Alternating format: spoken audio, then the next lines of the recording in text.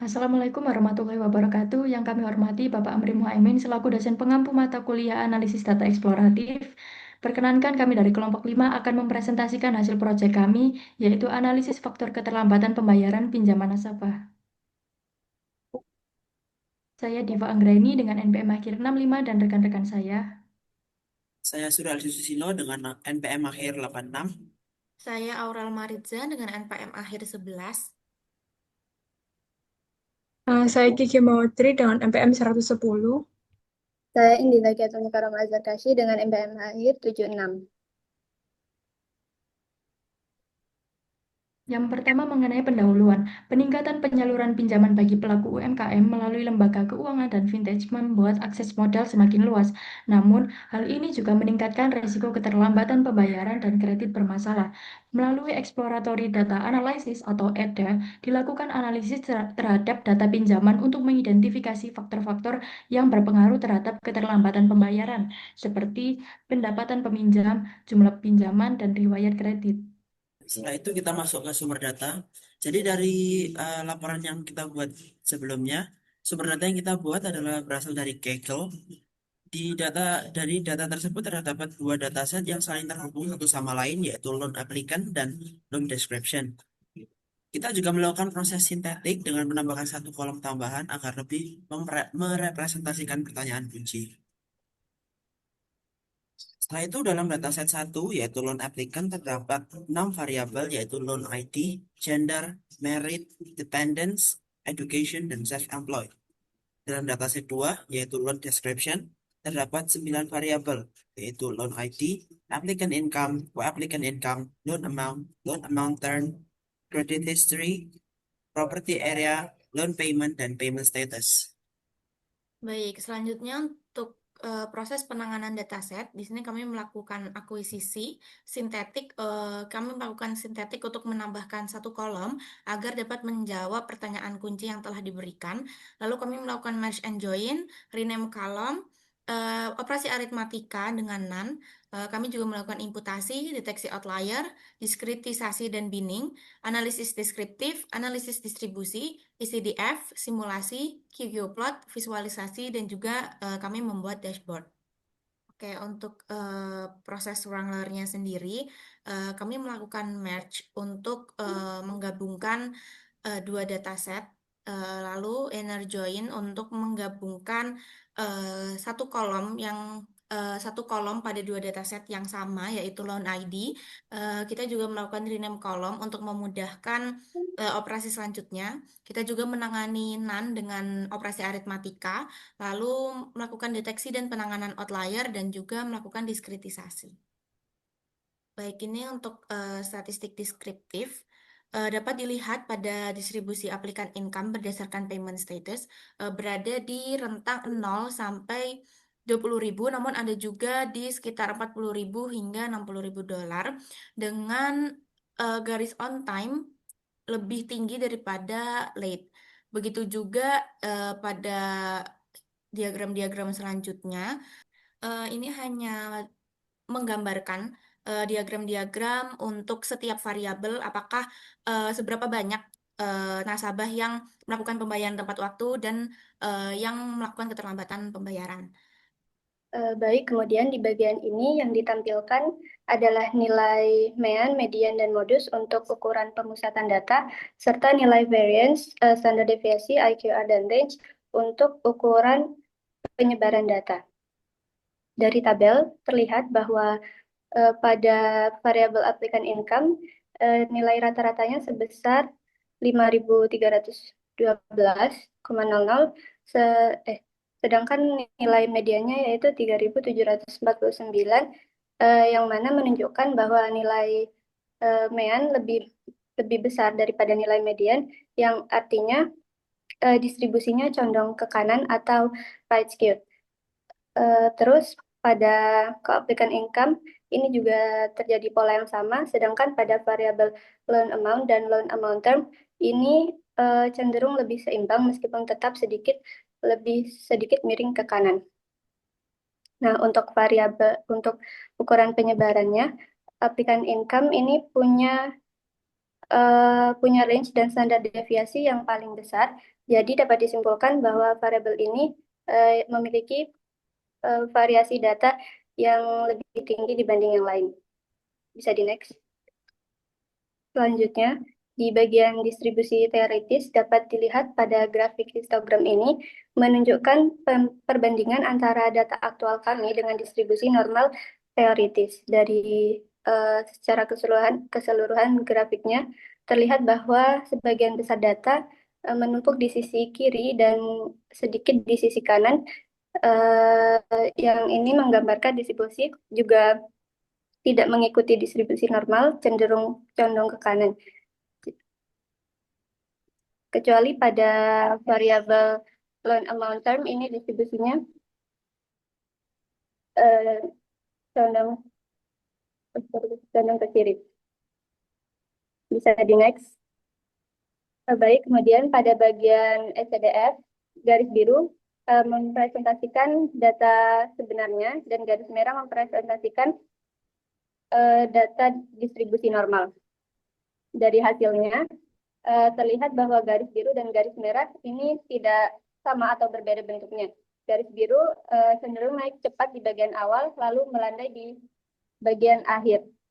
Pola ini menunjukkan kalau sebaran datanya condong ke kanan sama seperti hasil histogram tadi. Bisa di next. Oke, selanjutnya pada QQ plot yang seharusnya titik-titik biru mengikuti garis menyebar normal. Tetapi di sini pada data kami titik-titiknya justru menjauhi dari garis merah tersebut. Berikutnya ada grup Y bertingkat. Dari tabel berikut menunjukkan bahwa kelompok graduate menikah dan membayar tepat waktu memiliki pendapatan rata-rata tertinggi sekitar 6.980. Seantara seluruh segmen, sebaliknya kelompok not graduate menunjukkan pendapatan yang lebih rendah dan lebih sedikit. Kasus keterlambatan pembayaran, pola ini menunjukkan bahwa tingkat pendidikan dan status pernikahan berpengaruh terhadap besarnya pendapatan peminjaman serta perilaku pembayaran di mana individu berpendidikan tinggi dan menikah cenderung memiliki pendapatan lebih besar. Kemudian ada agregasi berdasarkan dependence dan payment status. Nah, dari tabel berikut terlihat semakin banyak tanggungan dependence, kecenderungan keterlambatan pembayaran meningkat. Kelompok dengan 3 tanggungan atau lebih memiliki resiko keterlambatan tertinggi sekitar 11%, jauh di atas kelompok dengan 0,0 sampai 2 tanggungan yang berkisaran antara 2 sampai 5%. Transform dan kelompok terlihat di tabel berikut. Berdasarkan analisis risk score yang dikembangkan dengan mempertimbangkan pendapatan total jumlah pinjaman dan rasio per area properti ditampilkan secara perwakilan. Teridentifikasi 26 nasabah yang tergolong HIXREX dengan skor di atas 1. Namun yang menarik, kelompok HIXREX justru menunjukkan rasio keterlambatan 0%. Sementara nasabah yang terlambat membayar memiliki rata-rata yang terlibat pembayaran memiliki rata-rata risk score lebih rendah dibandingkan nasabah tepat waktu. Hal ini mengidentifikasi bahwa risk score yang digunakan dalam sepenuhnya efektif mempertimbangkan keterlambatan aktual dan faktor-faktor non-finansial seperti disiplin pembayaran atau kondisi ekonomi mendadak mungkin lebih berpengaruh terhadap keterlambatan pembayaran pinjaman. Tabel pivot faktor demografis merit terhadap status pembayaran. Dari hasil pivot tersebut bahwa nasabah dengan pendidikan graduate memiliki jumlah pembayaran tepat waktu yang lebih tinggi dibandingkan non-graduate, serta nilai rata-rata pinjaman yang juga memiliki lebih besar. Sementara itu, nasabah yang sudah menikah cenderung memiliki tingkat keterlambatan lebih rendah dibandingkan yang belum menikah, dengan nilai-nilai rata-rata pinjaman yang lebih tinggi pada kelompok menikah. Pola ini menunjukkan bahwa tingkat pendidikan dan status perkawinan berpengaruh positif terhadap kedisiplinan pembayaran, di mana kelompok berpendidikan tinggi dan menikah tampak lebih mampu menjaga ketepatan waktu dalam membayar pinjaman. Dari analisis Krostadt terlihat bahwa nasabah tanpa riwayat kredit baik memiliki rasio keterlambatan lebih tinggi sebesar 5,41% dibandingkan nasabah dengan riwayat kredit baik yang hanya 3,78%. Namun secara jumlah absolut justru lebih banyak nasabah dengan riwayat kredit baik yang terlambat bayar dibandingkan tanpa riwayat kredit baik 2 orang. Sementara dari sisi area properti, semi urban memiliki kasus keterlambatan tertinggi dengan 5 kasus, mencerminkan konsentrasi dengan analisis sebelumnya, yang menunjukkan area ini paling berisiko, meskipun rasio keterlambatan per area relatif seimbang. Selanjutnya mengenai visualisasi. Yang pertama ada diagram garis. Hasil dari diagram garis ini merepresentasikan bahwa nasabah yang berada di daerah semi urban cenderung mengambil pinjaman yang lebih besar. Kemudian yang kedua ada diagram batang. Hasil dari diagram batang ini menunjukkan bahwa status pernikahan tidak menjadi faktor dominan dalam keputusan persetujuan pinjaman. Next. Kemudian scatter plot. Hasil dari visualisasi ini menunjukkan bahwa pendapatan peminjam memengaruhi besar pinjaman yang diajukan karena kemampuan membayar yang lebih tinggi. Kemudian pada bubble plot, kombinasi pendapatan pasangan dapat meningkatkan besar pinjaman yang diajukan. Next. Pada stacked plot, hasilnya pendidikan mungkin berpengaruh terhadap kepercayaan pihak memberi pinjaman karena dianggap berkaitan dengan stabilitas pekerjaan. Selanjutnya pada visualisasi pie chart, mayoritas peminjam membayar pinjaman tepat waktu. Next. Selanjutnya adalah diagram tabel. Hasil dari diagram tabel ini menunjukkan bahwa rentang pinjaman menengah yang paling umum diambil oleh peminjam. Dan diagram polar menunjukkan sebagian besar pinjaman bernilai besar disetujui karena peminjam memiliki pendapatan yang tinggi. Next. Selanjutnya, pada visualisasi histogram, sebagian besar peminjam mengambil pinjaman kecil hingga menengah. Dan pada diagram lollipop, semakin banyak tanggungan keluarga, semakin besar kebutuhan dana sehingga nominal pinjaman meningkat. Lalu dari 10 diagram telah kita buat tadi, kita memilih satu diagram terbaik, yaitu heat map. Dengan heat map tersebut, kita dapat mengetahui relasi dari proses payment status yang telah kita gunakan untuk pertanyaan kunci.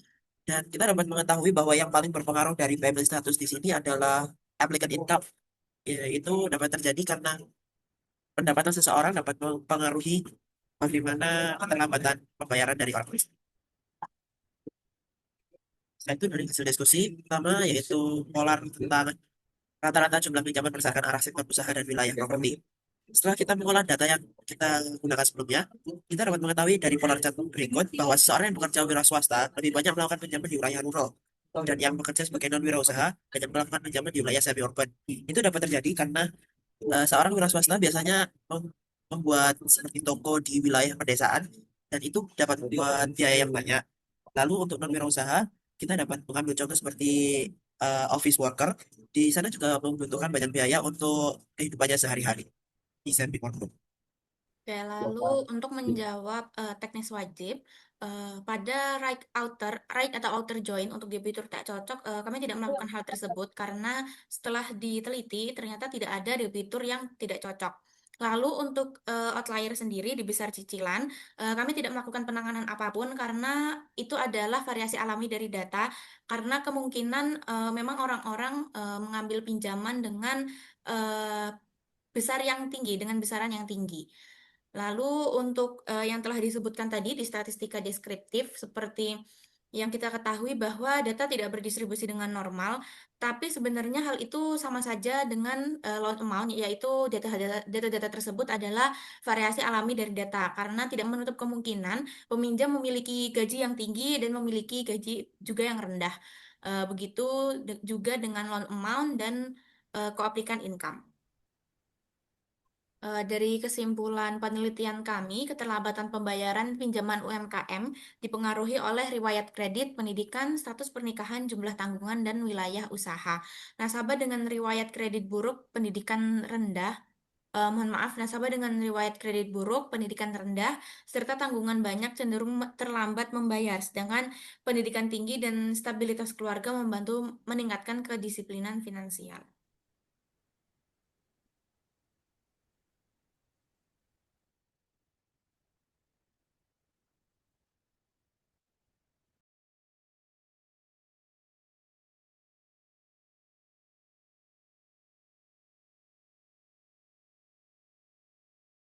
Baik, sekian dari presentasi kelompok kami. Jika ada salah kata dan kekurangan kami mohon maaf. Terima kasih. Wassalamualaikum warahmatullahi wabarakatuh.